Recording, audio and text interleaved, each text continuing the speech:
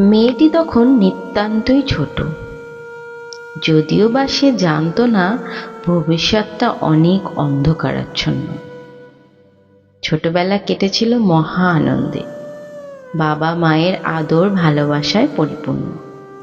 এক কথায় বলতে গেলে রূপে লক্ষ্মী, গুণে সরস্বতী। কিন্তু ওই যে কথায় বলে না, কপাল, তাই মেয়েটিরও জুটল না সুখের ঘর বাঁধার।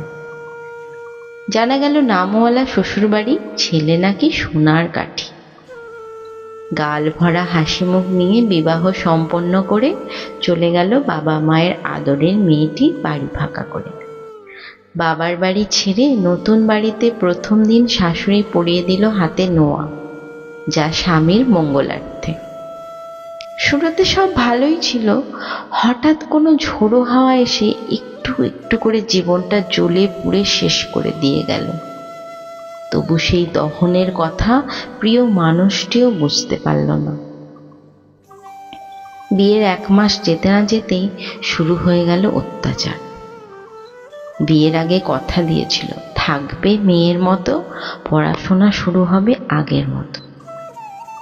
শ্বশুরমশাই উঠল বলে, বৌমা এনেছে কি বিলেত ফেরত করাতে? রাঁধবে ভাত, করবে বাড়ির কাজ, পড়াশোনা উচ্ছন্নে যাক। মেয়ে মানুষের আবার এত কিসের হাঁকডাক? 1 বছর পর মেয়েটির কোলে আসলো ফুটফুটে কন্যা সন্তান।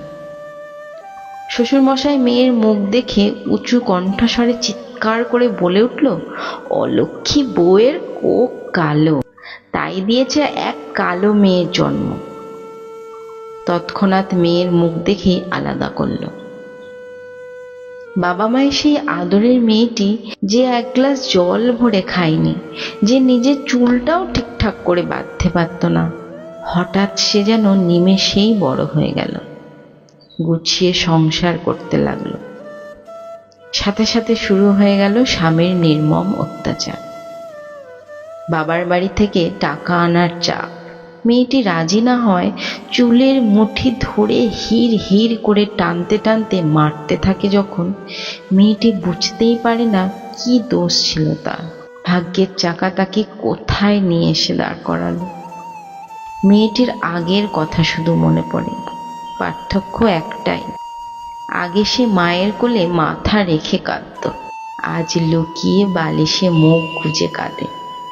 শুধুমাত্র যে মেয়ের হাসির শব্দে আজে কাঁদে, শুধুমাত্র যে মেয়ের হাসির শব্দে আলোকিত হয়ে উঠত বাবার বাড়ি, আজ সেই হাসিতেই বাড়িতে আসবে নাকি অমঙ্গল।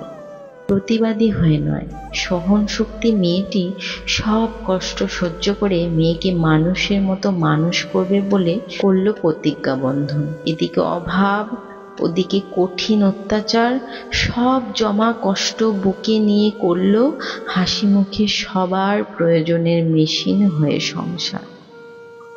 তবু সে আত্মঘাতী হয়ে নয়, সন্তানকে ভালোবেসে সে কাটিয়ে দিল সারাটি জীবন।